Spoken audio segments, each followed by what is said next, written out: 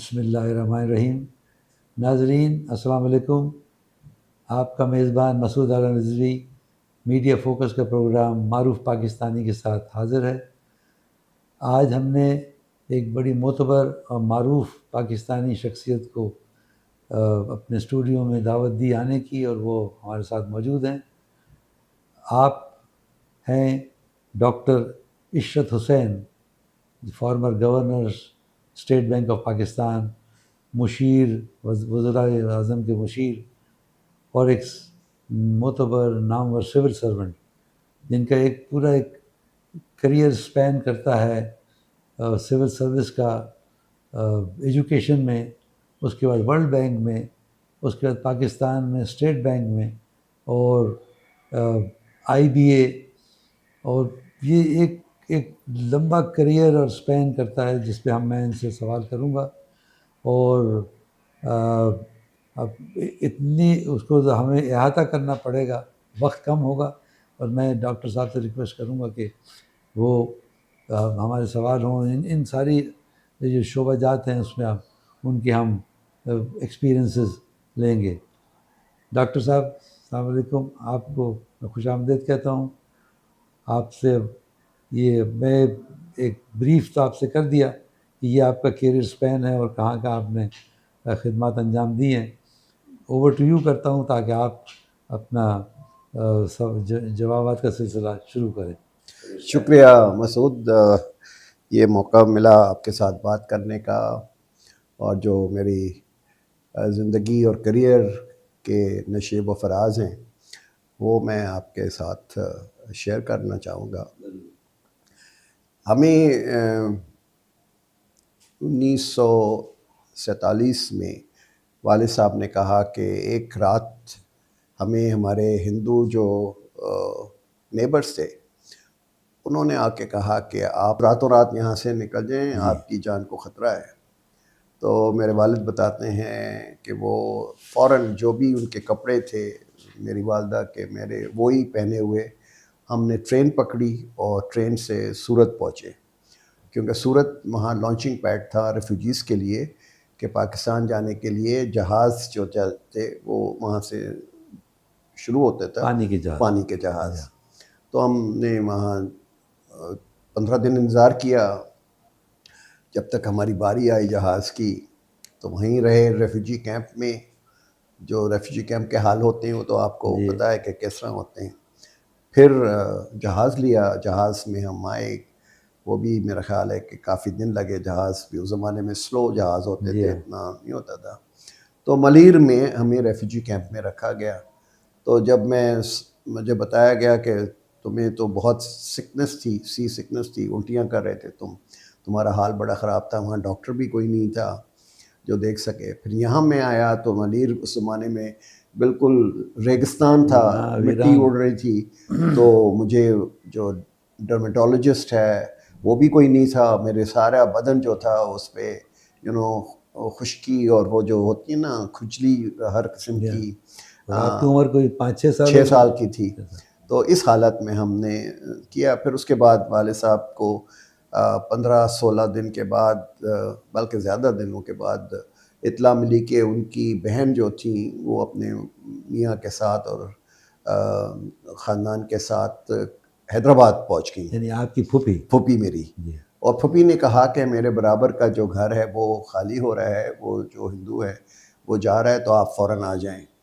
تو میرے والد صاحب گئے حیدرآباد، اور وہ جو انسان تھا بڑا فرشتہ انسان تھا، اس نے کہا دیکھیں میں اپنا سامان جو ہے یہ ایک گودام میں بھر کے جا رہا ہوں، آپ اس پہ رہیں، اور اگر حالات ٹھیک ہوئے تو میں آ جاؤں گا اور اپنا سامان لے کے چلا جاؤں گا، اگر حالات نہیں ٹھیک ہوئے تو آپ اس کو رکھیں۔ اور میرے پاس تو پیسے جتنے تھوڑے بہت ہیں میں وہ لے کے جا رہا ہوں۔ ویسے یہ جگہ حیدرآباد میں کس جگہ تھی؟ یہ گاڑی کھاتا میں مکھی گوبند رام کا ایک بہت بڑی کوٹھی تھی، اس کے سامنے یہ گھر تھا۔ تو وہاں پہ اس کو بھائی خان کی چاڑی کہتے تھے، بھائی خان کی چاڑی، جی ہاں، اس کو کہتے تھے۔ ہوم اسٹیٹ ہال کے بالکل سامنے جی جی جی قلعہ اوپر ہے اور اس قلعے کے بیچ میں یہ ہے۔ تو وہاں پہ ہم شفٹ ہو گئے، اور پھر والد صاحب نے شروع میں کچھ ادھر ادھر ہاتھ مارے کوئی نوکری مل جائے. وہاں کیا کرتے تھے والد صاحب؟ وکیل تھے. وکیل تھے. وکیل تھے. تو یہاں پر ایک بہت اچھے لیڈنگ ایڈوکیٹ تھے اعجاز حسین آغا, جن کی بیگم طاہرہ آغا جو تھی طاہرہ آغا جی وہ پالیٹکس میں بھی کافی ایکٹیو تھیں. تو انہوں نے پھر ان کو اپنا جونیئر رکھا, اور وہاں سے پھر ہماری زندگی جو ہے وہ کچھ بہتر ہونی شروع ہوئی. پھر میں گورنمنٹ ہائی اسکول حیدرآباد میں داخل ہوا, پھر وہاں پہ میٹرک کیا, کیونکہ اس وقت تک مجھے گھر پہ والد صاحب پڑھاتے تھے, اور 7th کلاس میں مجھے ایڈمیشن ڈائریکٹلی مل گیا. تو پھر میں نے ہائی اسکول کیا, پھر اس کے بعد گورنمنٹ کالج حیدرآباد سے بی ایس سی کیا, پھر سندھ یونیورسٹی سے میں نے ایم ایس سی کیا, اور اس کے بعد میں چلا گیا کینیڈا.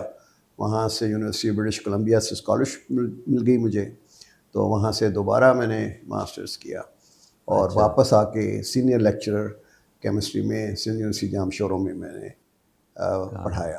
تو آپ کا سبجیکٹ بیسیکلی کیمسٹری تھا, اکنامکس ابھی نہیں تھا؟ نہیں, اکنامکس یہ ایک الگ کہانی ہوگی. آپ کو الگ کہانی بتاتا ہوں کیسے اکنامکس میں چلا گیا. اچھا, آپ آگے لیکچرر ہو گئے, اور وہاں سے پھر یہ بتائیں تھا کہ آپ یہ سول سروس کا خیال کیسے آیا؟ آپ کا اپنا تھا, والد صاحب یا کیا؟ دیکھیں, میرے والد صاحب کو بہت شوق تھا کہ ان کے بچے جو ہیں وہ میڈیکل ڈاکٹر بنے. تو ہم 10 بہن بھائی ہیں, ان میں سے 7 جو ہیں وہ میڈیکل ڈاکٹر ہیں, بہنیں بھی اور بھائی بھی. میں جو تھا وہ انڈر ایج تھا, تو مجھے لیاقت میڈیکل کالج میں ایڈمیشن نہیں ملا, ایون بی ایس سی کے بعد بھی نہیں ملا. اچھا. تو جب میں ایم ایس سی کرنے گیا وہاں پہ, تو میں نے دیکھا کہ میں تو پیپلز پرسن ہوں, یہ رات بھر میں لیبارٹری میں بیٹھا اور یہ ایکسپیریمنٹ کرتا رہتا ہوں, میں تو انسان کی شکل ہی نہیں دیکھتا بالکل بھی. میں نے کہا یہ کام میرے ذمے نہیں ہونا چاہیے, میں اس میں کامیاب نہیں ہوں گا. تو انسان کو اپنی کمزوری کا احساس ہونا چاہیے کہ کیا کر سکتے ہو کیا نہیں کر سکتے ہو. تو مجھے آؤٹ اسٹینڈنگ فارن اسٹوڈنٹ کا ایوارڈ ملا وہاں پہ 1600 فارن اسٹوڈنٹس میں, لیکن اس کے باوجود بھی میں نے کہا کہ یہ پروفیشن میرے لیے نہیں ہے. تو جب میں واپس آیا, سر یہاں ایک بات تھوڑی عرض کرتا ہوں کہ آپ کے بہن بھائیوں میں آپ کم چھوٹے تھے؟ سب سے بڑا تھا میں. آپ آئی ایم دا نمبر 1. آپ سب سے بڑے تھے؟ ہاں, اور نمبر 1. باپ کو شوق ہوتا ہے اس کا بڑا بیٹا جو ہے وہ اس کی مرضی, اس کے ایسپریشنز کے مطابق ہو, لیکن وہ نہیں ہوا. تو جب میں واپس آیا تو بڑا زور تھا پاکستان میں 1960s میں کہ ہمارے جتنے بھی والد صاحب کے دوست احباب رشتہ دار تھے کہ بھئی اگر تمہارا بیٹا اتنا قابل ہے تو سول سروس کا امتحان کیوں نہیں دے دیتا. اچھا.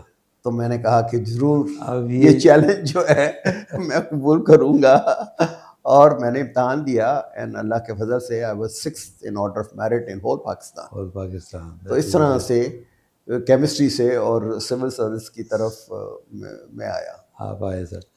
اس کے بعد یہ آپ کی شروع میں سندھ میں پوسٹنگ رہی, انڈر ٹریننگ کی ہوگی, اور اس زمانے میں سر ایسٹ پاکستان بھی ساتھ تھا. جی. تو وہاں بھی میں سنا اپنا افسر ویسٹ پاکستان کے وہاں جاتے تھے, اس کے بارے میں کچھ آپ بتا سکیں. تو پہلے ہی میں نے اسٹارٹ کیا انڈر ٹریننگ خیرپور میں.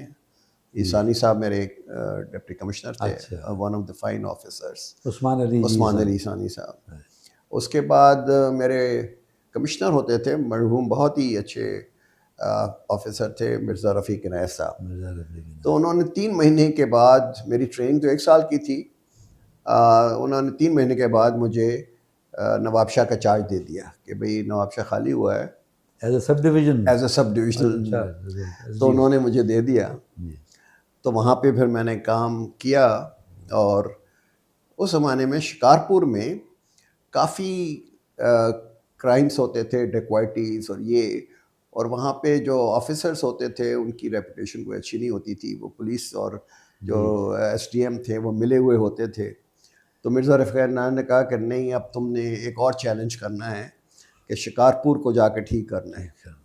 تو پھر انہوں نے مجھے شکارپور کا ایس ڈی ایم بنایا. Was one of the first C S P officers to be posted as S D M Shikarpur. تو اس سے پہلے پروونشل سروس ہوتے تھے. تو میں نے کلین اپ کیا کافی, پھر جو سب سے بڑی مجھے فخر کی بات ہے کہ وہاں پہ CNS کالج شکارپور تو بہت پرانا ہوتا تھا، انگریزوں کے زمانے کا ہوتا ہے، لیکن لڑکیوں کے لیے کوئی کالج نہیں تھا. جی. اور وہاں کی لڑکیاں جو ہیں وہ پڑھنا چاہتی تھیں لیکن ان کے والدین سکھر نہیں بھیجنا چاہتے تھے. تو میں نے پرائیویٹ طریقے سے ایک آرگنائزیشن بنائی NGO، اور سب سے چندے لیے، اور ایک میونسپلٹی کی ایک بلڈنگ تھی جو ابنڈنٹ تھی اس کو ٹھیک ٹھاک کرا کے وہ گرلز کالج بنایا وہاں پر. اور آج اللہ کے فضل سے اس میں ہزاروں لڑکیاں جو ہیں وہ وہاں پڑھ رہی ہیں، لاڑکانہ سے، جیکب آباد سے، ہر جگہ سے وہاں پر آ رہی ہیں. اور یہ اسی جگہ یہ کالج پھیلتا گیا، وہ پھیلتا گیا. بڑا کنٹریبیوشن. یہ میرا دیکھیں 1967 میں میں نے شروع کیا تھا. اس وقت گرلز کالج کا اتنا رواج نہیں تھا سندھ میں، لیکن میں نے کہا یہ لڑکیاں ہیں سندھ کی، بیچاری پڑھنا چاہتی ہیں، ان کو موقع ملنا چاہیے. تو مجھے شکارپور میں لا اینڈ آرڈر تو میں نے ٹھیک کیا، لیکن اس کے باوجود جو سب سے زیادہ مجھے فخر ہے وہ یہ ہے کہ میں نے پہلا گرلز کالج وہاں پر بنایا. اس میں سر ضمنی سوال آپ سے کروں گا کہ کالج آپ بناتے تو آپ کو اساتذہ کیسے؟ میں نے سارے میرٹ پہ سلیکٹ کیے ایڈورٹائز کر کے، اور وہ جو NGO تھی، اور اوبویسلی خواتین ہی ہوں گی. خواتین بھی تھیں، مرد بھی تھے، دونوں بھی تھے. ہاں. اچھا. تو آپ پھر جب میں گورنر بنا تو سب سے پہلے میں نے کام یہ کیا کہ جب میں وزٹ پہ گیا تو جتنے بھی ہمارے یہاں کمپیوٹر، ہم نے نئے کمپیوٹرز لیے تھے اس کے لیے، اسٹیٹ بینک کے لیے، تو پرانے کمپیوٹر جو تھے میں نے سارے لے کے اور گرلز کالج کی لیبارٹری میں ٹرانسفر جب سر کر آپ نے دیا. کہا گورنر بنا تو یہ وضاحت ہو جائے، governor State bank governor State bank بنا. میں نے سارے کمپیوٹرز جو تھے وہ لڑکیوں کے کالج میں جا کے دے دیے. میں نے کہا کہ لیبارٹریز میں رکھو یہ، تاکہ ان کو کمپیوٹر میں کام کرنا آ جائے. اس زمانے میں اتنا وہ رواج نہیں تھا. جی جی. تو اور پھر اس کے بعد ایسٹ پاکستان گیا تو پٹوا کھالی میں میری پوسٹنگ ہوئی. پٹوا کھالی ایسی جگہ ہے کہ جس میں کوئی روڈز نہیں ہیں، صرف آپ پانی کے ذریعے جا سکتے ہیں، اور مجھے سوئمنگ بھی نہیں آتی تھی. تو میں جہاں جاتا تھا تو وہ بوٹس پہ جاتا تھا، یا تو اسپیڈ بوٹ ہوتی تھی یا وہ ایک لانچ ہوتی تھی، اس میں جاتا تھا. سب سے بڑا پرابلم یہ تھا کہ ان کو اردو بھی بولنی نہیں آتی. ان کو اردو بھی بولنی نہیں آتی تھی اور انگریزی بھی بولنی نہیں آتی تھی. تو میں کمیونیکیٹ کیسے کروں؟ تو میں دفتر جانے سے پہلے 1 گھنٹہ اپنے نیبر تھے میرے پرنسپل وہاں کے کالج کے، ان سے بنگالی کا سبق لیتا تھا. اور اللہ کے فضل سے اتنی جلدی مجھے یہ ہو گیا کہ جب میں جاتا تھا ولیجز میں تو میں ان سے بنگالی میں بات کرتا تھا.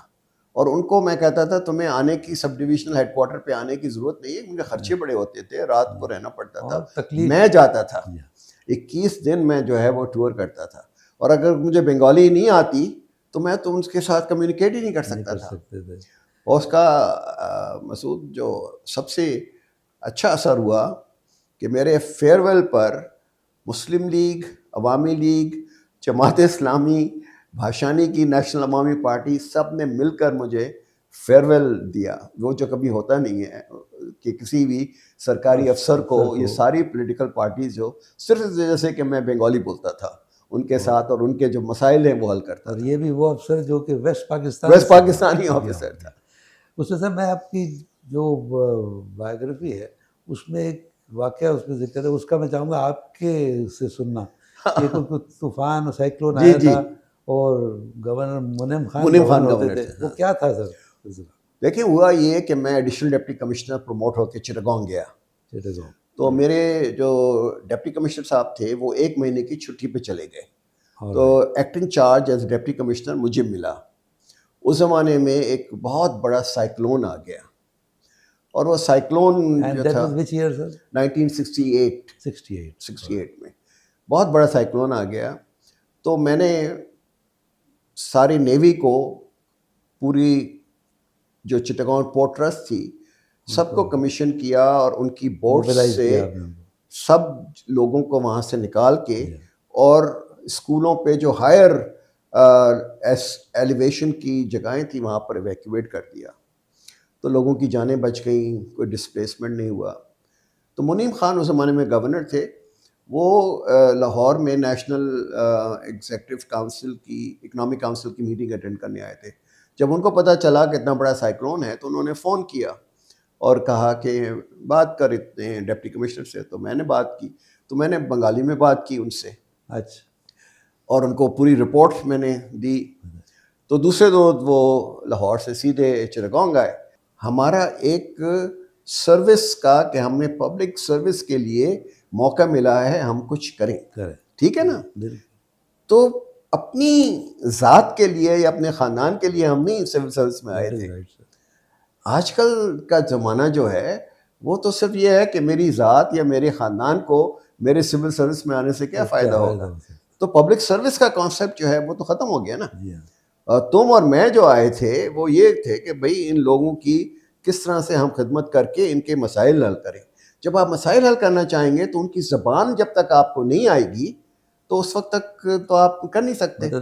سندھی مجھے آتی تھی کیونکہ میں نے حیدرآباد میں پڑھا تھا, بڑا ہوا, تو یہاں پہ مجھے مسئلہ نہیں آیا. جب میں بنگال میں گیا تو وہاں مسئلہ آیا. تو جیسے ہی میں نے بنگالی سیکھ لی سارے دروازے میرے لیے کھل گئے اور لوگوں نے بڑی اس بات کو اپریشیٹ کیا. آج تک لوگ جو ہیں وہ اس کو اپریشیٹ کرتے ہیں. تو پبلک سروس کے لیے جو آپ کا ویلیو سسٹم ہے اس کے لیے ضروری ہے کہ کمیونیکیٹ آپ لوگوں سے کریں. ان کے پرابلمس کیسے آپ سنیں گے, کیسے حل کریں گے جب آپ ان کی زبان ہی نہیں جانتے. اسپیشلی میں سمجھتا ہوں جو فیلڈ آفسرز ہیں وہ ان کے لیے بہت ضروری ہے. ان کو اب جو اس وقت جو پاکستان ہے اس میں بھی 4-5 زبانیں ہیں مین, جی, پنجابی, سندھی, پشتو, سندھی, بلوچی, بلوچی اینڈ یہ جو ہمارے ساؤتھ پنجاب کی جو ہے سرائکی. تو مطلب پبلک سرونٹ جو آتے ہیں ان کو زبان آنی چاہیے, because that is the biggest barrier between. Communication کی ضرورت ہے نا. ناؤ اس پاکستان سے پھر آپ پھر یو کیم بیک ٹو, اور 2 سال کا ہمارا ہوتا تھا. تو آئی واز لاسٹ پوسٹنگ میری ڈپٹی سیکرٹری ہوم تھی. تو اس کے بعد یہاں آیا تو کچھ عرصے کے لیے چیئرمین سکھر میونسپل کمیٹی بنا, بہت تھوڑے عرصے کے لیے.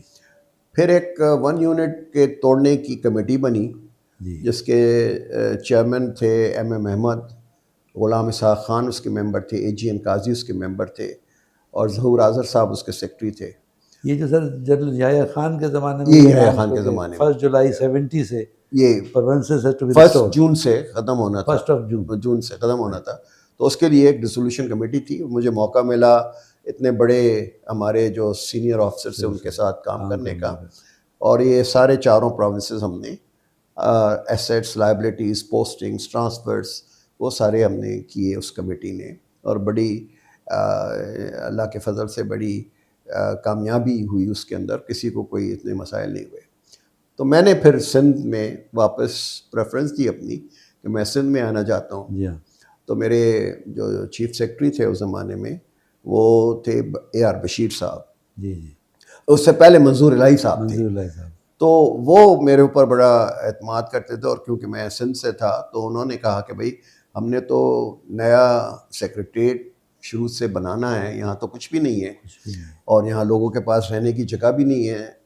تو میں نے سندھ گورنمنٹ کے جو سندھ اسمبلی تھی اس میں دفاتر کیے, پھر تغلق ہاؤس کو کیا, پھر ایک حسین ڈی سلوا کے اپارٹمنٹس ہوتے تھے وہ ہم نے ریکوزیشن کیے. تو یہ موقع ملا تاکہ سندھ کی حکومت بنا سکیں. پھر ہم نے حیدرآباد میں پبلک سروس کمیشن اور بورڈ آف ریونیو کے دفاتر وہاں بنائے تاکہ ڈسٹریبیوشن ہو جائے بٹوین کراچی اینڈ حیدرآباد. تو وہ ایک اچھا موقع ملا کہ سندھ حکومت کو اپنے فاؤنڈیشن ہم نے بنا کے دے دی. تو دیٹ واز سم تھنگ آپ کا آئی پلیڈ. میں نے بہت اس میں محنت کی, اور میرے دوسرے کلیگس کے ساتھ ہم ٹیم ورک تھا, ایک انسان تو کوئی نہیں کر سکتا, بٹ منظور الہی صاحب کا بڑا اس میں تھا ہاتھ, اور رحمان گل صاحب ہمارے گورنر تھے, وہ بھی بڑی سپورٹ کر رہے تھے ہمیں. اور سر یہ جو سندھ میں ایک جو ہے ریشو کا اربن اور رورل, یہ بھی رحمان گل صاحب کے زمانے میں ہی سیٹ ہوا تھا. یہ اسی میں زمانے میں ہوتا, یحییٰ خان کے زمانے میں ہوا. یحییٰ خان کے زمانے میں وہ normally because of lack of information یہ اسائن ہو جاتا ہے جا کر کے پیپلز پارٹی گورنمنٹ کو کہ جی جب نہیں اس زمانے میں ہوا تھا یہ, لیکن یہ مجھے یاد ہے کہ اٹ واز ڈن بائی رحمان گل صاحب ایٹ دیٹ ٹائم, اور وہ آج تک چل رہا ہے جی, اور سکسیزفلی. تو یہاں سے اب ہم چلتے ہیں آپ کے ولیمز کالج جو سا وہ آپ بتائیں. تو یہ جب میں پی این ڈی میں تھا، کیونکہ پی این ڈی کو بھی ایک ہی آفیسر ویسٹ پاکستان سے ملا تھا، تو we had to set up from scratch, اور سارے مینولس بنانے تھے، گائیڈ لائنس بنانی تھی، پی سی 1 کیسے بنتا ہے، پی سی 2 کیسے بنتا ہے. اب میں نے تو کبھی اکنامکس میں یا فائنینس میں کام نہیں کیا تھا، تو میری کوئی نالج نہیں تھی. تو مجھے احساس ہوا کہ مجھے اپنی جو ایجوکیشن ہے اس کو کمپلیٹ کرنا ہے، اور میں نے اکنامکس پڑھنی ہے. بہت سارے میرے کلیگز کہنے لگے یار تم کیا باتیں کرتے ہو، کل ڈپٹی کمشنر بن جاؤ گے، پرسوں کمشنر بن جاؤ گے، تمہیں اکنامکس کی کیا ضرورت پڑے گی. میں نے کہا نہیں، میں اپنی جو کمپٹنس ہے اس کو امپروو کرنا چاہتا ہوں، تو اسکالرشپ کے لیے میں اپلائی کروں گا. تو وہ رحمان گل صاحب کے سامنے میں فوجی جیسے ہوتے ہیں پریزنٹیشن کرتا تھا پی این ڈی کی طرف سے. تو جب ایس این جی ڈی نے اس کو نام دیے اسکالرشپ کے لیے masters in development economics at Williams College, تو میرا نام نہیں تھا. اچھا. تو انہوں نے سلیم جیلانی صاحب ان کے سیکرٹری تھے، ان سے پوچھا کہ وہ چھوٹا سا لڑکا چشمے والا جو آتا ہے یہاں پریزنٹیشن کرتا ہے اس کا نام ہے اس میں؟ انہوں نے کہا نہیں. کیوں نہیں ہے؟ انہوں نے کہا جی وہ تو کیمسٹری کا ہے، تو اکنامکس اس نے پڑھی نہیں ہے. تو کہنے لگے وہ پروفیسر تو آ رہا ہے نا وہاں سے، وہ انٹرویو کرے گا، اس کے بعد سلیکٹ کرے گا، اس کا نام ڈالو. وہ انٹرویو میں پاس ہو گیا تو ٹھیک ہے، اگر نہیں ہوا تو خیر ہے. تو اس طرح رحمان گل کے کہنے پر میرا نام ڈالا گیا. ہم 12 لوگوں کا انٹرویو ہوا اور میں سلیکٹ ہو گیا اس میں. اس سے ولیمز کالج گیا. لیکن دیکھیں اسکالرشپ بہت تھوڑی تھی وہاں پر. میری شادی کو 1 سال ہی ہوا تھا، میرا پہلا بچہ وہاں ہوا، برف اتنی گرتی تھی، تو my wife had to pay a very heavy price.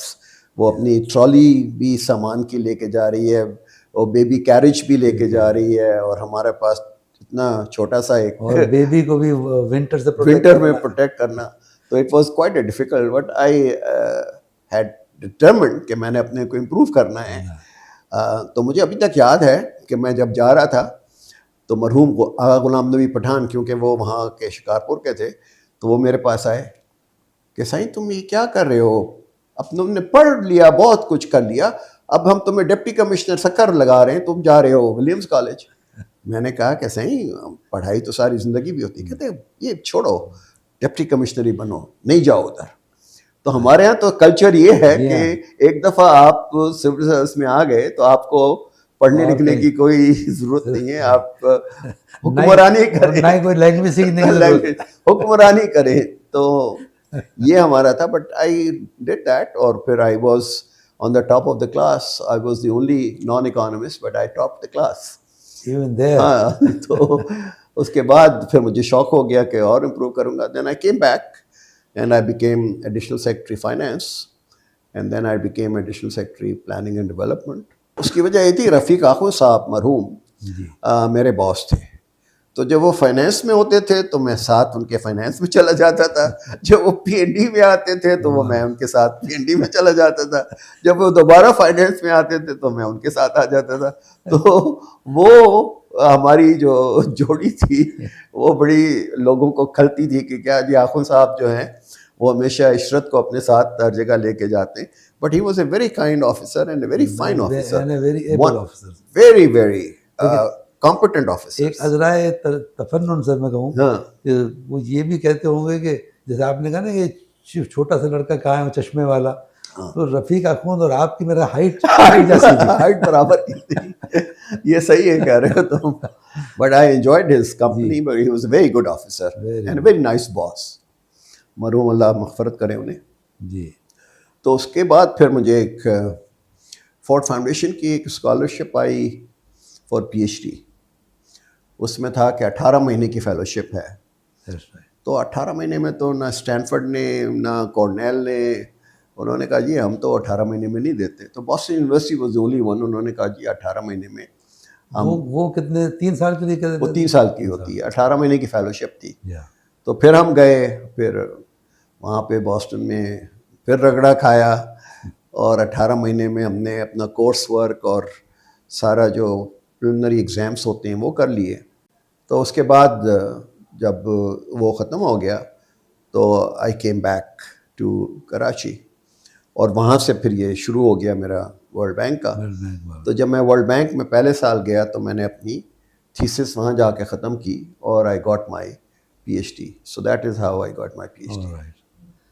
نا سر ورلڈ بینک کا جب ذکر شروع ہوتا ہے تو میں جسٹ ٹو سم اپ کہ آپ کو مختلف اسائنمنٹس وہاں رہے اور آپ پروگریس بھی وہاں کرتے رہے, لیکن ان میں جو افریقہ بھی آپ نے کیا, اس کے بعد فار ایسٹ کیا انکلوڈنگ چائنا, اینڈ دین اس کے بعد سینٹرل ایشین ریپبلکس کا بھی آپ کے ذمہ کام آیا.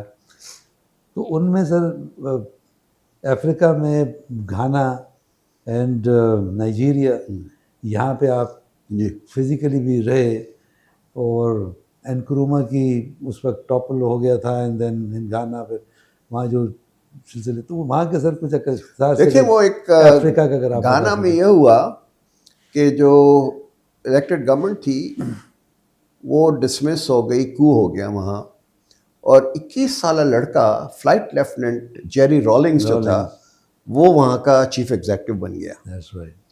اور اس کے اوپر دماغ میں جیسے ینگسٹرز کے ہوتا ہے کہ جی کمیونزم جو ہے اور سوشلزم جو ہے وہ ایک راستہ ہے ملک کو ترقی دینے کا, تو اس کو اب سمجھائے کون. تو میں اس زمانے میں وہاں پہ گیا گھانا, تو پہلے تو مجھ سے کوئی بات ہی نہیں کرے, میرا پورا مشن تھا, لوگ ایکسپرٹس تھے ہمارے ساتھ, کوئی گھاس ہی نہیں ڈالے, کوئی ہم اپنے بیٹھے ہوتے تھے اکیلے وہاں اپنے گیسٹ ہاؤس میں.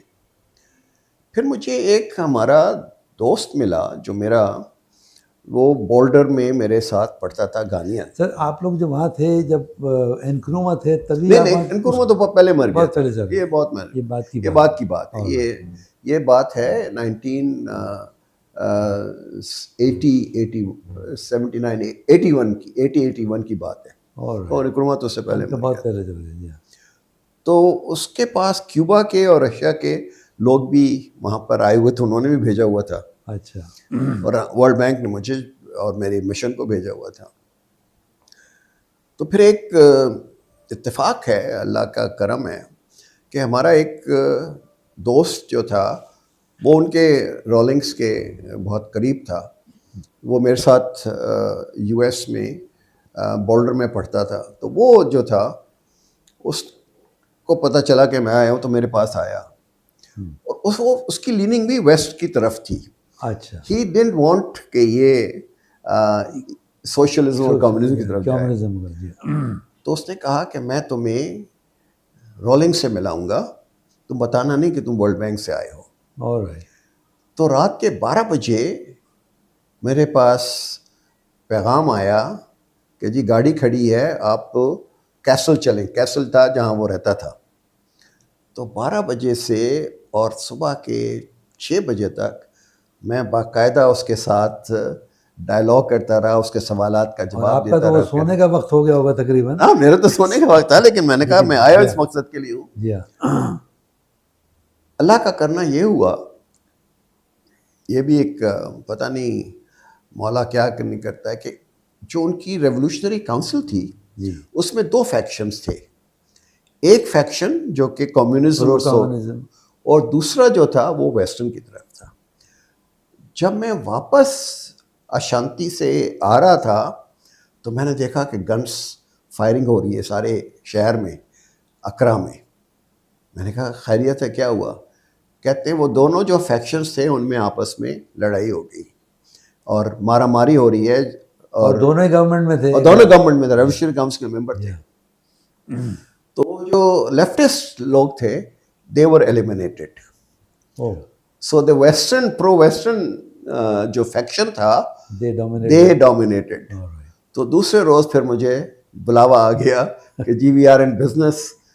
تو گانا نے اڈاپٹ کر لیا جو ہمارا اسٹرکچرل ایڈجسٹمنٹ پروگرام تھا. So this was a big thing for me, جس کی وجہ سے میری ورلڈ بینک میں بڑی عزت بڑھ گئی کہ بھئی اس نے ایک ہیڈ آف دا اسٹیٹ کو کنونس کر دیا. پھر اسی طرح نائجیریا میری پوسٹنگ ہو گئی. ان کو فائدہ ہوا, فائدہ بہت ہوا, بہت فائدہ ہوا. اس طرح میری نائجیریا میں پوسٹنگ جب ہو گئی ایز دی ریزیڈنٹ ریپرزینٹیو. جی تو وہاں پہ بھی بابنگیرا صاحب آ گئے کو کر کے فوج کے. تو ان کا جو سیکرٹری تھا اولو فلائی, وہ میرا کلاس فیلو تھا. یہ دیکھیں نا انٹرنیشنل کنیکشنز کا فائدہ ہی ہوتا ہے. تو اولو فلائی کو میں نے کہا کہ تم آئی ایم ایف کے ساتھ, کلاس فیلو کہاں, یہ بھی وہی تھا یونیورسٹی آف کولوراڈو بولڈر میں. ہم سمر اسکول میں گئے تھے وہاں پہ تھا. تو وہ گھانین, نائجیرین, کینین سارے ہوتے ہیں وہاں پر.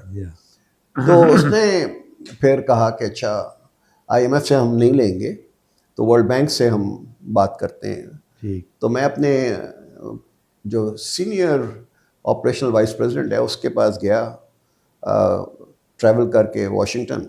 میں نے کہا they don't want to do business with I M F but they are prepared to do business with you with the World Bank. لیکن میرے جو باسز ہیں وہ کہتے ہیں کہ یہ ریلائبل لوگ نہیں ہیں, یہ کہہ دیں گے لیکن کریں گے نہیں. میں نے کہا آپ آئیں پرسنلی, آپ ان سے بات کریں اور اسرٹین کریں کہ وہ کمیٹڈ ہیں کہ نہیں ہیں. انہوں نے کہا ایک شرط پہ میں آؤں گا کہ if the program fails and we give the money to Nigeria and they don't carry out all the reforms, then you are out of the bank. میں نے کہا جی منظور ہے مجھے. رسک ہے نا, رسک لیے بغیر انسان کام نہیں کرتا. بٹ اللہ کا کرم تھا کہ وہ نائجیریا کا پروگرام بھی آگے چلا گیا. تو یہ دو ایسے واقعات ہیں جو کہ میں سمجھتا ہوں کہ انسان کو رسک لینا جو ہے بہت ضروری ہے. اس کے بعد سر فار ایسٹ کا آپ سے کچھ ذکر دیکھیں اس میں یہ تھا کہ جو چائنا جو تھا نا وہ بہت ہی آگے چلا گیا تھا. تو صرف ایک ہی واقعہ آپ کو میں بتا دوں. Chinese are so confident of themselves and so much in grasp of the things کہ ایک روز میں وائس پریزیڈنٹ کے ساتھ گیا اپنے, تو وہاں کا جو میئر تھا بیشنگ کا, اس نے کہا ہمیں فرسٹ رنگ روڈ چاہیے کیونکہ ٹریفک بہت بڑھ گئی ہے. 94-95 کی بات ہے. ٹریفک بہت بڑھ گئی ہے تو آپ اس کو ہمیں رنگ روڈ بنا کے دیں. ورلڈ بینک سے کہا. تو میں نے پوچھا کہ آپ کتنا وقت لگے گا اس کو, تو اس نے کہا کہ 1 سال میں ہو جائے گا. تو میں مسکرایا. تو میئر کہتا ہے کہ mister Hussain have I said something funny that you are smiling. میں نے کہا no sir, I come from Pakistan. In 1 year we are not able to acquire land even to do this kind of work, and you are saying in 1 year. He said next year at this time you will be my guest at the inaugural ceremony of the ring road. And lo and behold, جتنی دفعہ میں اس سال گیا ہوں وہاں رات بھر کام ہوتا تھا اور 1 سال میں انہوں نے کمپلیٹ کیا وہ پروجیکٹ. میں نے ایسا کام کہیں نہیں دیکھا دنیا میں. جو لگن ہوتی ہے اپنے لیے, ملک کے لیے, اپنی ترقی کے لیے, وہ چائنیز میں ہے اور کہیں نہیں ہے. یہ سر یہ ڈینگ زیاؤپنگ کا زمانہ تھا. یہ ڈینگ شاپنگ کا زمانہ تھا, بالکل وہی زمانہ تھا. Right. Central Asian republic sir وہاں پہ مکسڈ ہے. I was a failure as far as Uzbekistan was concerned. Uzbekistan جی, وہ اسلام کریموف صاحب جو تھے وہ سمجھتے تھے کہ وہ عقل کل ہیں اور ان کو کوئی چیز سمجھا نہیں سکتا ہے. تو Uzbekistan which is a largest central Asian republic, 25 million لوگ ہیں وہاں. ہمیں کامیابی نہیں ہوئی and I tried my best but I was not able to succeed. So that is the confession I must make. کیونکہ ہر انسان صرف اپنی جو ہے سکسیس کی بات کرتا ہے, فیلئرس کی بات نہیں کرتا. But I have to tell you کہ that was a failure on my part that I couldn't deliver on Uzbekistan. But the other 2 countries غریب ملک تھے, آذربائیجان اینڈ تاجکستان. وہ ہمیشہ سبسڈی پہ چل رہے تھے سوویت یونین کی. جب وہ سبسڈی ختم ہو گئی تو ان کے پاس پیسے نہیں تھے. تو I held a donors conference for them and I help them in take off. تو وہ دونوں کنٹریز جو ہیں they still really very much admire my work at that time. تو مجھے بڑی خوشی ہوئی کہ وہ غریب ملک تھے لیکن وہ اوپر چلے گئے اب. اور یہ سر ایک وہ واقعہ اس سے بھی آپ سے سننا چاہوں گا کہ یہ تاجکستان کے ایک کیا نام تھا ان کا اس وقت, رخمنوف. وہ پاکستان میں اسٹیٹ وزٹ پہ آئے ہوئے تھے اور کسی اسٹیٹ ڈنر پہ، وہ کیا واقعہ تھا؟ یہ گورنر ہاؤس میں اسٹیٹ بینکویٹ تھا، وہ بیٹھے ہوئے تھے گورنر کے ساتھ مین ٹیبل پر. مجھے بھی بلایا تھا لیکن میں دوسری ٹیبل پہ بیٹھا ہوا تھا. آپ اس وقت کیا تھے سر؟ میں اس وقت کچھ نہیں تھا. I was not in the government at that time. اچھا. تو وہ آئے، انہوں نے مجھے دیکھا، وہ میرے پاس چل کے آئے اور مجھے گلے لگا لیا اور سب کے سامنے کہا کہ this is a guy who helped Tajikistan at its worst period. And this was out of protocol. Out of that he protocol. stood up Out and of came. protocol. آپ نے ازبیک سر بیک ٹو افریقہ میں صرف ایک سوال آپ سے کرنا چاہتا ہوں کہ وہاں پہ جو میں نے ریڈ کیا کہ وہاں زیادہ تر کموڈٹی کا وہ تھا. وہ That's still true. Oil, minerals. اب یہ دیکھو نا، کوبالٹ اور نکل جو اس وقت دنیا کو چاہیے for the lithium batteries and for other, یہ سارا سینٹرل افریقن ریپبلکس اور اس میں جو گبون اور یہ علاقے جتنے ہیں سب وہاں پہ ہیں. مطلب یہ کہ نتیجہ نکلتا تھا کہ حکمران رچ ہاں. اور جو عوام کانگو کے سارا یہ کانگو جو ہے ویری منرل رچ، لیکن وہ آپس میں لڑتے رہتے ہیں جو ٹرائبلس ہیں، اور وہ جو مالکان ہیں اس کے وہ عیش کر رہے ہیں وہاں پر. غریب غربت جو ہے وہ بڑھتی چلی جا رہی ہے. اس کے بعد پھر آپ کا یہ پاکستان آنا ہوا، یہ بھی کوئی ڈرامائی بات تھی یا یہ بھی ڈرامائی تھی، اور اس کے مخالفت میری فیملی نے، میرے دوستوں نے، سب نے مخالفت کی کہ تم اچھی خاصی ورلڈ بینک کی نوکری چھوڑ کے کہاں جا رہے ہو، وہاں حالات اتنے خراب ہیں. آج جو حالات ہیں اس سے بھی خراب حالات ہیں، کیونکہ نیوکلیر ٹیسٹنگ ہوئی تھی جی، ساری سینکشنز ہم پہ لگ گئی تھیں، فارن کرنسی اکاؤنٹ سارے فریز ہو گئے تھے، ریزرو جو تھے وہ $300 ملین کے تھے. انہوں نے کہا کدھر جا رہے ہو تم؟ میں نے کہا یہ چیلنج ہے، ہم اس کو میں مشرف صاحب کو بھی نہیں جانتا تھا، میں فوجیوں کو نہیں جانتا تھا. تو میں الماٹی میں سو رہا تھا تو 1 بجے مجھے فون آیا کہ میں بریگیڈیئر مشتبہ بول رہا ہوں. آئی نو بریگیڈیئر مشتبہ because he was defence attache in Washington. اچھا. کہنے لگے وہ ابھی آپ کو فون آئے گا جنرل عزیز کا، تو آپ ان سے بات کر لیں. میں نے کہا جنرل عزیز کون ہے؟ تو کہنے لگے کہ یہ چیف آف جنرل اسٹاف ہے، وہ آپ سے بات کرنا چاہتے ہیں. میں نے کہا کس ٹاپک پہ؟ کہتے ہیں وہ خود ہی آپ کو بتا دیں گے. اچھا. تو تھوڑی دیر میں ان کا فون آیا کہ میں عزیز بول رہا ہوں. میں نے کہا جی فرمائیے کہ آپ اگر اسلام آباد ہوتے ہوئے جائیں تو اچھا ہوگا، ہم آپ سے ملنا چاہتے ہیں. میں نے کہا ابھی تو میں نہیں مل سکتا کیونکہ میں تاجکستان جا رہا ہوں، وہاں پر پریزیڈنٹ کے ساتھ میری میٹنگ ہے، تو واپسی میں تاجکستان سے پھر آپ کو اچھا. You are on way to Tajikistan? I was on way to that, I was in Almaty. تو میں آیا یہاں تو بڑا پروٹوکول مجھے ملا. 12 جنرلس جو تھے وہ بیٹھے ہوئے تھے کمرے میں، جنرل عزیز ہیڈ تھے. وہ انٹرویو انہوں نے کیا. یہ نہیں مجھے پتا کہ وہ مجھے کس چیز کے لیے کنسیڈر کر رہے ہیں، but they were interview on economic matters. اس زمانے میں میری کتاب آئی تھی the economy of an elitist state, اس میں ایک تھا agenda for social and economic development. تو وہ انہوں نے پڑھی ہوئی تھی، تو اس پہ وہ مجھ سے سوالات پوچھ رہے تھے. تو جب ہو گیا تو کہنے لگے وہ جنرل مشرف تو آج اویلیبل نہیں ہیں اور آپ واپس جا رہے ہیں، پھر ہم آپ کو بلائیں گے، جنرل مشرف سے بات کر لیں. پھر انہوں نے تھوڑے دنوں کے بعد مجھے جنرل مشرف سے ملایا. جنرل مشرف نے کہا جی میں تو اکنامکس نہیں جانتا، لیکن یہ جو لوگ ہیں میرے کلیگز انہوں نے آپ سے بات کی ہے اور وہ بڑے مطمئن ہیں کہ آپ ہمارے ساتھ کنٹریبیوٹ کر سکیں گے. بات ختم ہوگی. یہ بات ہے اکتوبر نومبر کی ہوگی، اکتوبر نومبر 99 کی. تو میں چلا گیا، کچھ نہیں سنا. تو ایک دن مجھے فون آ گیا کہ جی آپ کو گورنر اسٹیٹ بینک کے لیے ہم نے سلیکٹ کیا ہے. اب مجھے وہاں نوٹس بھی دینا ہوتا ہے اسٹیٹ، وہاں پہ ورلڈ بینک میں سارا میری فیملی وہاں پر وائنڈ اپ کرنا. تو پھر میں نے اپنی فیملی کو، تو میری بیوی کو کہا کہ تم یہ وائنڈ اپ کرتی رہو. میں نے جا کے نوٹس ان کو دے دیا. تو پھر میں دسمبر میں یہاں 99 میں آ کے جوائن کیا، اور باقی حالات جو تھے وہ بہت ہی تشویشناک تھے. اسٹیٹ بینک گورنر تشویشناک تھے، بٹ اللہ کا کرم ہوا کہ ہم نے کافی مشرف صاحب کی حکومت نے کافی ریفارمز کیے, اور فرسٹ 3 ایئرس میں تمہیں یاد ہوگا, تم تو اس وقت اسلام آباد میں ہی تھے, جو کیبنٹ تھی, it was one of the best cabinets Pakistan can ever have.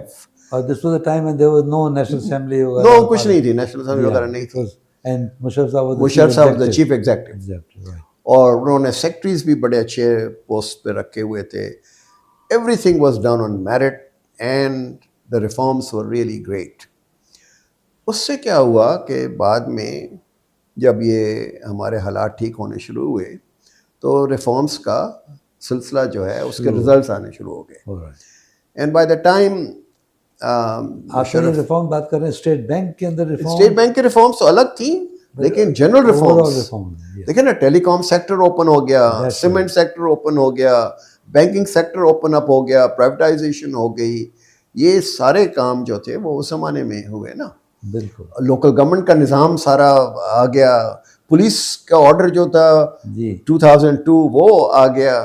اس زمانے میں جو ریفارمس ہوئی اس کے بعد کہاں ہوئی ہیں. جی. تو وہ ایک بڑا اچھا تھا کہ اللہ نے کرم کیا کہ 300 ملین سے جب میں گیا ہوں تو $13 بلین کے ہمارے پاس ریزروز ہو گئے تھے, اور روپی ایکسچینج ریٹ جو تھا وہ 60 روپے کے درمیان تھا 6 سال تک, اور فورن ڈائریکٹ انویسٹمنٹ 5-6 بلین کا ہمارے پاس آ رہا تھا. ایکسپورٹس ٹرپل ہو گئے تھے. تم پتہ نہیں TDAP پہ تھے اس زمانے میں یا نہیں تھے, تم کامرس میں؟ میں سچ EPB میں تھا, اور EPB میں تھے تم. اس کے بعد EPB کہلاتی تھی, تو تم نے دیکھا خود کہ چیئرمین TCP تھا, چیئرمین TCP بھی تم تھے, تو تم نے دیکھا کہ کتنا ہماری ایکسپورٹس جو تھیں وہ بڑھ گئیں. ریونیوز جو ہے وہ 300 ملین سے 1 ٹریلین پہ پہنچ گئے. آپ کو یاد ہوگا sir, we exported wheat for the first time. جی ایکسپورٹ کیا ویٹ, بمپر کراپ. تو یہ ہوتا ہے کہ اگر آپ نے تھوڑا ان کی آخری سال میں جا کے انہوں نے پالیٹکس کے نظر ہو گئے, وہ افتخار چودھری کا کیس ہو گیا, لال مسجد کا ہو گیا, اور بگٹی کا ہو گیا, اور سارے ہو گئے. پھر جو ڈیسیشنس ان کو لینے چاہیے تھے وہ الیکشن کی وجہ سے انہوں نے نہیں لیے, جس کی وجہ سے ملک کو بڑا نقصان پہنچا جب نئی گورنمنٹ آئی. تو یہ آپ نے جب ذکر کیا کہ یو کیم بیک, اور اس پہ بھی جب آپ بتا رہے تھے کہ فیملی اور فیملی فرینڈ سب نے اپوز کیا, اور یہ وہ بھی وقت تھا کہ اگر آپ کچھ رہ جاتے تو وہاں وائس پریزیڈنٹ بھی ہو جاتے, لیکن you let that go and came back, آپ واپس پاکستان آئے. اور میں نے اس وجہ سے شروع کے دنوں میں وین یو ٹوک اپ ایز گورنر, تو ہفکو کا کچھ پیمنٹس کا مسئلہ تھا, اور وہ بہت بڑی ہماری ITP تھی. بڑا اچھا آپ نے یاد دلایا. ہوا یہ کہ ہفکو کے اوپر ایک نواز شریف گورنمنٹ نے مشرف سے پہلے کیس کیا ہوا تھا, تو وہ لٹیگیشن میں تھا کیس. اچھا. تو ان کی پیمنٹس آ گئی تھیں due to their bank consortium, کیونکہ انٹرنیشنل پاور کمپنی اور ایک سعودی عرب کمپنی یہ فارن انویسٹر تھے جو ہفکو کو اون کرتے تھے. تو ان کی پیمنٹس آ گئی تھیں جو انہوں نے اپنے بینکوں کو دینی تھی. تو میرے اسٹاف نے کہا کہ جی یہ تو لٹیگیشن میں معاملہ ہے اور ہمارے پاس ریزروز میں پیسے بھی نہیں ہیں, تو ہمارے پاس بڑا جسٹیفیکیشن ہے کہ ہم ان کی پیمنٹ ڈیلے کر دیں. میں نے کہا کہ یہ کب ہوگی پیمنٹ؟ انہوں نے کہا جی منڈے مارننگ کو. میں نے کہا آج کیا ہے؟ فرائیڈے. اب میں نے کہا شام تک یہ پیمنٹ کر دو. کوئی 50 بلین کی, مجھے یاد نہیں ہے کتنی تھی, سبسٹینٹیو اماؤنٹ آؤٹ آف 300. وہ کہتے ہیں کہ سر ہمارے پاس تو پیسے نہیں ہیں آپ. بٹ جب یہ خبر ساری دنیا میں پہنچ گئی کہ ڈسپائٹ سچ ڈیفیکلٹ سچویشن, اتنی خراب صورت کے حال کے باوجود بھی پاکستان نے اپنا جو اوبلیگیشن ہے پیمنٹ کا وہ پورا کیا. اس سے فورن انویسٹرز جو تھے ان کو ایک تسلی ہو گئی, ایک اطمینان ہو گیا کہ ہم پاکستان لے کے جائیں گے پیسے تو ہم ہر وقت پیسے واپس بھی لا سکتے ہیں. اس سے ہمارا فورن ڈائریکٹ انویسٹمنٹ بہت جو ہے وہ بڑھ گیا. ایک ایگزامپلس, جب اسٹیٹ بینک گورنر کے جو آپ کا ٹینیور 3 سال اور 6 سال کا پورا ہوا, تو ایک تو یہ بھی تھا کہ they were asking you to continue, جی, اینڈ اس کا آپ اور ایک ٹینیور لیں, لیکن یو ٹوک اے اسٹینڈ کہ نو, یہ جو پرووائڈیڈ ہے لاء میں اس سے زیادہ میں نہیں کرنا. Is that the case? بالکل صحیح ہے. رول آف لاء جو ہے ہم دوسروں کے لیے تو اپلائی کرتے ہیں، لیکن جب ہمارا اپنا وقت آتا ہے تو ہم اس کو اگنور کر دیتے ہیں. تو پریزیڈنٹ مشرف انسسٹڈ کہ میں جو لا چینج کروں گا اور آپ کو 3rd ٹرم کے لیے میں ایکسٹینشن دوں گا. میں نے کہا سر اگر میں نے اچھا کام کیا ہے تو میرا جو سکسیسر ہے وہ اس کو آگے چلائے گا، ٹھیک ہے، اور اگر میں نے غلط کام کیا ہے تو پھر مجھے آپ کو 3rd ٹرم دینے کی ضرورت ہی نہیں ہے. میں نے کہا آئی ڈونٹ وانٹ کہ میں رول آف لا کو ٹیمپر کروں، تو مجھ میں اور دوسروں میں فرق کیا ہوگا فار ون پرسن. میں نے کہا پھر تو میں اپنی شکل دکھا نہیں سکوں گا، لوگ کہیں گے کہ یہ بہت باتیں کرتے تھے کہ جی رول آف لا ہونا چاہیے، لیکن جب اپنا وقت آیا تو یہ ہو گیا. تو ہی اپریشیٹڈ دیٹ، اور ہی ایکچولی سیٹ کہ بھئی تم اچھی بات کر رہے ہو. تو ہی ڈنٹ، لیکن انہوں نے آپ کو چھوڑا نہیں، لیکن آپ کو ایک نیشنل کمیشن، ہاں وہ گورنمنٹ ریفارمز بنا دیا تھا، وہ آپ کو کیا. اس میں سر صرف نشیب افراد یہ کہ آپ نے بڑا کام کیا تھا. میں بھی اس وقت لیکن چاروں چیف منسٹر جو تھے نا پہنچ گئے ان کے پاس کہ جی وہ ہم تو الیکشن میں لڑنے جا رہے ہیں اور ان کی جو ریفارمس ہیں اس سے تو ہم ہار جائیں گے الیکشن. یہی عمران خان کی حکومت کے ساتھ ہوا، یہ ان کے ساتھ ہوا کہ جو پولیٹیکل لیڈرز ہیں وہ تھریٹن ہو جاتے ہیں کہ بھی ہماری جو چودراہٹ ہے اپنی کانسٹیٹوئنسی میں، جو ہماری پیٹرنیج ہے جس کے بلبوتے پہ ہم الیکشن جیتتے ہیں، وہ نہیں ہو سکے گی. کہ ہم تو بات کر رہے ہیں میرٹ کی، ہم بات کر رہے ہیں ٹینیور کی، ہم بات کر رہے ہیں ٹرانسپیرنسی کی، ہم بات کر رہے ہیں کمپٹنس کی. تو یہ کہاں ان کو منظور ہے؟ یہ تو اپنی مرضی کے لوگ ایس پی اور ڈی سی لگاتے ہیں جو ان کے کام کر سکیں، ایس ایچ او تک وہ اپنی مرضی کے لگاتے ہیں. ہم کہتے ہیں کہ یہ آپ نے نہیں کرنا ہے، آپ نے صرف میرٹ کے اوپر رکھنا ہے اور کسی کو ہٹانا نہیں ہے. کہ فوراً فون آیا کہ یہ میرا کام نہیں کر رہا ہے، اس کو ہٹا دو. اس طرح سے تو سول سروس نہیں چلتی ہے. تو یہ کام ہو نہیں سکا. ہم تو ایک لحاظ سے آپ کے لیے وہ ڈس اپوائنٹمنٹ ہوا. لیکن میں نے اپنا رپورٹس جو ہیں وہ ہیں، اگر کوئی اچھی حکومت آتی ہے تو اس کو امپلیمنٹ کرے وہ. آخر میں سر میں اب آپ سے پرسنل ایک اپنا ایک آپ کے بارے میں اور آپ سے یہ بھی ریکویسٹ کروں گا کہ جاتے جاتے آج کل کے یوتھ کے لیے یا یوتھ میں ہمارے جو بیوروکریسی میں لوگ امتحان سے آ رہے ہیں ان کے لیے کوئی میسیج. آپ کے بارے میں سے جو میں کتاب میں دیکھا کہ سنجے پردھان، انہوں نے اس طریقے سے آپ کو کمپلیمنٹ دیا جو vice president national world bank کے، that what he saw in you is that the deep seated commitment to service, number one. 3 چیزیں اس نے کہیں، اور اس کمٹمنٹ کے ساتھ raising the bar, raising the standard of what you are contributing to or committed to. اور تیسرا جو ہے skills to manage the system، جس سسٹم میں کر رہے ہیں اس کو مینیج کر کے اور اچیو کرنا وداؤٹ کمپرومائزنگ. یہ 3 چیزیں جو کہ میں سمجھتا ہوں. اور ایک بڑی جو آپ کی صفت ہے جو میں نے پرسنلی دیکھی کہ you were accessible not only the hires, your colleagues and much junior officers to you، کہ آپ اویلیبل تھے. اینڈ اویلیبلٹی اس طریقے نہیں کہ آگے مل لیا، لیکن اگر اس کا کوئی پرابلم ہے اس کو ریزالو کرنے میں بھی یو وڈ بی دیر. اور تیسری سر جو ہم میں ایز اے مسلمان ہم لیک کر رہے ہیں، ہیوملٹی.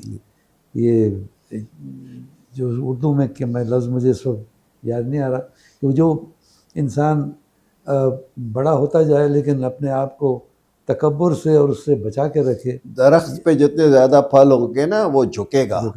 ہمارے ہاں یہ ہوتا ہے کہ جب آپ بڑے ہو جاتے ہیں تو آپ کی گردن جو ہے وہ اس میں سلاخ آ جاتی ہے، آپ ایسے دیکھتے ہیں، ایسے نہیں دیکھتے ہیں. یہ آپ کی بات صحیح. خیر آپ کا شکریہ. لیکن جو میں بات کہنا چاہتا ہوں کہ آج کل جو میں صرف کام کر رہا ہوں وہ یہ ہے کہ پاکستان کی یونیورسٹیز اور کالجز میں جا کے میں لیکچرز دیتا ہوں، کیونکہ یہاں ایک رسپونڈنسی، ایک مایوسی کا، ایک نیگیٹیوزم کا بہت زیادہ اثر ہو گیا ہے ہمارے جوانوں پر، اور اس کے لیے میں میڈیا کو بڑا بلیم کرتا ہوں. اگر آپ 8 بجے سے 11 بجے تک ٹاک شو دیکھیں تو آپ کو پتہ چلے گا کہ یہ تباہی کی طرف ہم گامزن ہیں. تو میرا کام ہے ان کو کہ تم اپنا کام محنت سے کرو، ایمانداری سے کرو، پڑھو. اس لیے نہیں کہ تم نے ڈگری لینی ہے، لیکن نالج جو ہے تم نے حاصل کرنی ہے، اس نالج کو اپلائی کرنا ہے. اور انشاءاللہ اگر تم یہ سب کرتے رہے تو تمہیں موقع ملے گا جس پروفیشن میں تم جاؤ گے وہاں پر اس کو تم آگے لے کے جاؤ گے اور ملک اسی طرح ترقی کرے گا.